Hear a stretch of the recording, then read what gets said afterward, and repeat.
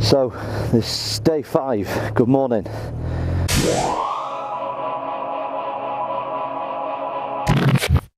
I arrived at Follingstua camping, which is this place here. Lovely place. I highly recommend it here if you're on your way up north. Highly recommend it. It's got everything. It's even got a little restaurant and stuff. Unfortunately for me, I didn't get here till midnight last night. Now, by the time I'd got the bike sorted and set off from Trondheim at 10 o'clock, I tried to make best speed, best time as far as I could. My original destination was going to be Langness camping, and we'll pass that, but that's an extra hour and a bit away. I knew I couldn't make that last night. It'd have been dangerous to make that. The way I was in, I wasn't thinking straight and I was tired.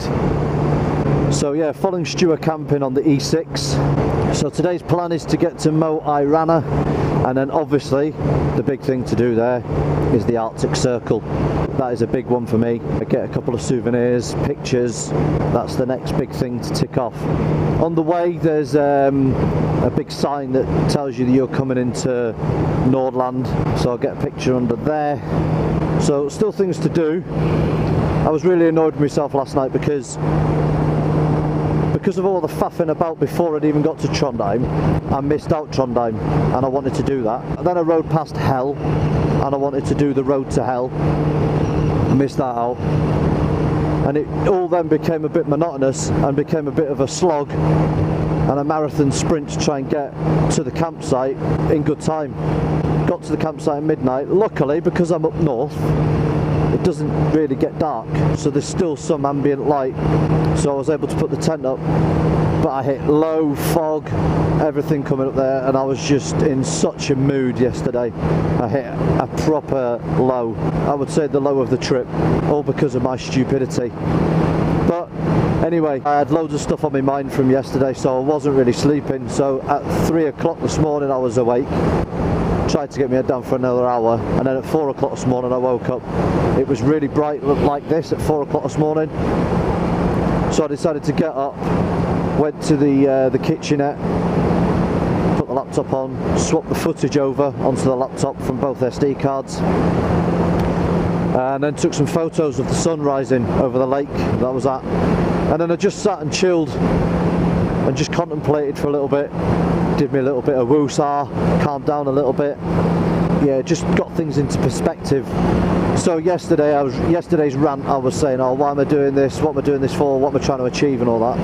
And then today I just got things into perspective and said, look, you've come this far. This is day 5 now you're on. We're doing the Arctic Circle today. You look back at day 2, when you had all them issues on day 2, do you think that you'd ever make it this far? And the answer to that would be no, I wouldn't. So I've done really well. I'm proud of myself. I'm proud of what I've achieved so far, and I'm going on to achieve more. Today I've woke up in so much of a better mood and a bit more positive. When I set this channel up, my whole point of this channel was to film myself riding around Norway. Not getting up to silly dickish things, mucking about and hooning around on bikes and stuff. It was just a case of me vlogging my riding around Norway, so that I could look back on this, where I rode around Stavanger and Tonstad and Sørdal and all them areas, and in years to come I could look back on them and go, alright, I might cringe at some of the things that I might come out with and might say, but I can look back at the roads that I've ridden and go, wow, I did that. And that's what this Norway trip is all about. Me just filming and documenting me going up as far as I can, doing a bit of editing, making a bit of a vlog. But some lads out there do this really well, this motor vlogging malarkey. There's some idiots out there, don't get me wrong, but the people that I like, the people that I watch, and the people that I communicate with on Twitter and Facebook, they do this really well. And I'm talking about your Bruce Smarts, Wildbad Touring and Motor Geo. They take it to the next level, and they've got a really avid following as well. I'd love to be able to do that. Reading these adventure touring books and thinking, I'd love to be able to go on an adventure touring. And you see these people every summer heading towards Switzerland or the Alps, Germany, Croatia, Spain, and I just look at that in envy. Now, I've not been truly original with my YouTube channel name, and it is a bit corny, but I'm not really bothered. I once read a book by Mike Carter called The Uneasy Rider by Mike Carter. And basically, he goes through a bit of a midlife crisis, works for the Observer as a journalist, goes through a divorce, and he's feeling a bit low. And at an office party, New Year's Eve, he announces to his editor that he's going to go on a 6-month tour around Europe on a motorbike, having never ever ridden a motorbike before, apart from a Lambretta. I read that book and it really struck a chord with me. He was 42, going through some personal issues and stuff like that. Now, he did cheat a little bit, and when he got to Bergen, he got the Hurtigruten ferry, which stopped in at every port, and then he would get off the ferry on his bike, travel round, and then get back on the ferry and then go up north that way. That is one way of doing it. And I thought, do you know what? That trip looks doable, that trip looks achievable, I think I could do that on my own. So I'm putting a different spin on perspective because I'm doing it as a solo motorcyclist, not as a group of motorcyclists. So I'm going to continue doing these vlogs, I'm going to continue doing this channel. Some people might think it a bit nerdy and a bit geeky and a bit throbbing, a bit weird. I'm not bothered about that. I'm not bothered about that at all. All I wanted to do was just document me coming up this beautiful country, seeing the best things that I could. Sometimes I don't find the right words. I'm not as conversant, shall we say. Me chatting to you on a personal note, telling you how I'm feeling and what the trip means to me, you know. So I hope that comes across all right, and I'm not coming across as egotistical or anything like that. It's day 5. Making some right mileage. I've got the trip calculator on, but I'm not looking at it because I'm going to calculate it at the end of the trip. I'm going to count up all the fuel and the tolls and find out what the total cost of this journey is and put that all in there for you. But yeah, day 5, who'd have thought I'd have made it this far? It is brilliant. It's a brilliant feeling. I'm so positive this morning as comparison to yesterday.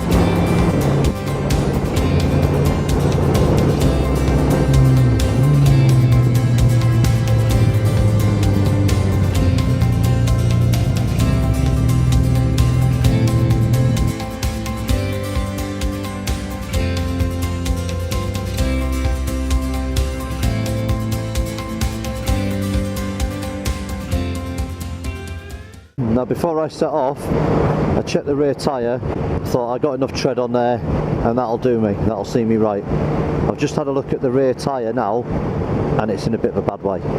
The next priority now is to try and get a new rear tyre. I put a new front tyre on before I started the trip and I still had tread left on the back, so I just kept that on.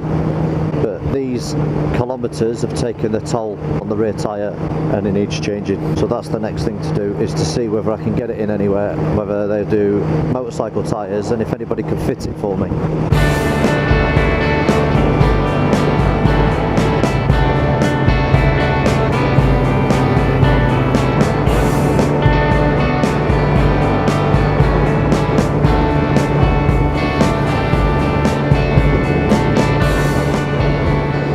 On and on the E6 from Trondheim. Got 2 bars of fuel, so hopefully there's a fuel stop soon. They're getting proper steady, people, on this rear tyre. Not accelerating quickly, not sticking any undue pressure on that back tyre, on that back wheel. Harran, please let there be a fuel stop at Harran. Yes, yes there is.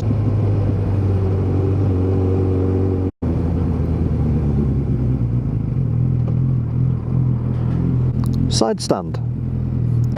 Starting getting some snow on the mountains. Snow on the mountains again. Stand by for it to get chilly again.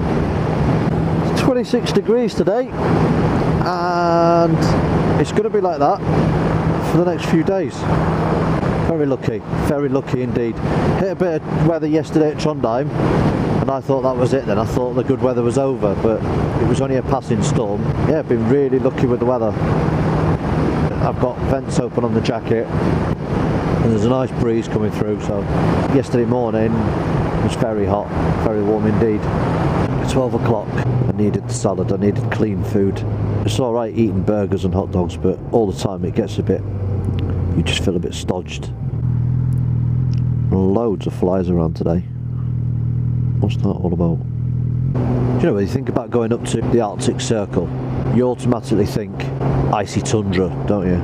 Whereas the E6, loads of little villages dotted about everywhere, fuel stops everywhere, campsites everywhere, so you're not stuck and you're not at the back and beyond. And the only place that I really felt isolated was coming up to Gairanga, coming over the top of the mountain before the viewpoint.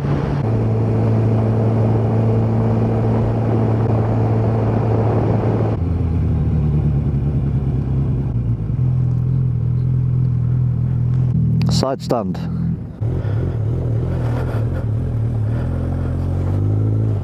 Well, ladies and gents, we've just made it as far as Norge.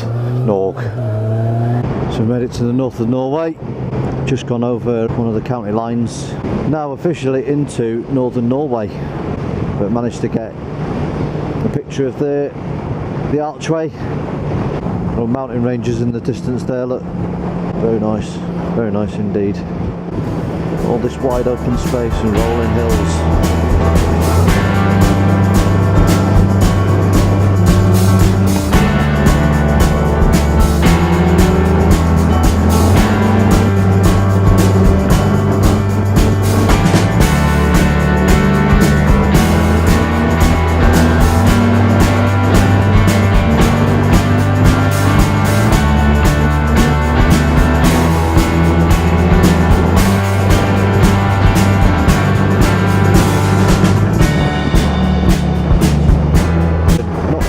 Moi Rana now, not far at all. Right, we're going to come in here. I'm just going to recharge the batteries, my batteries.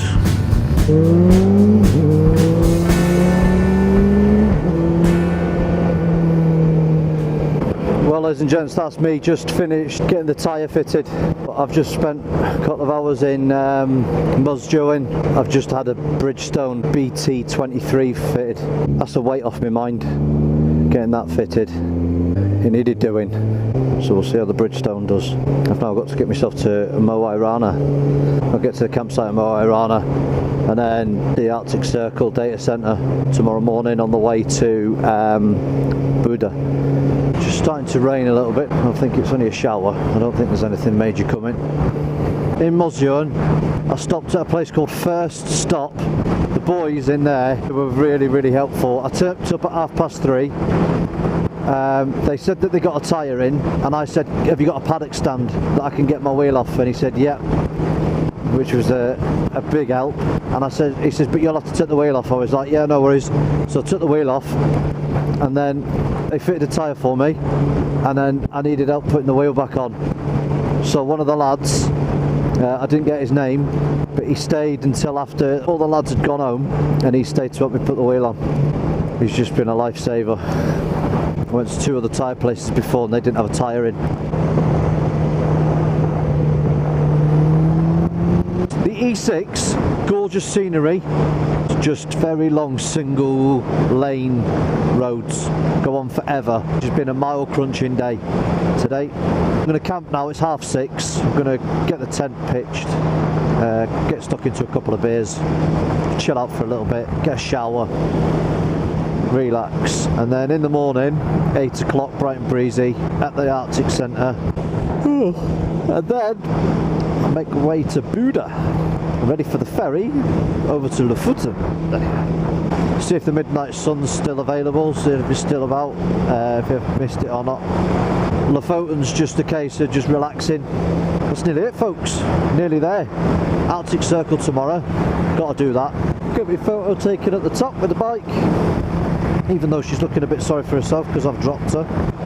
Long and winding road. Look at this road, it's lovely.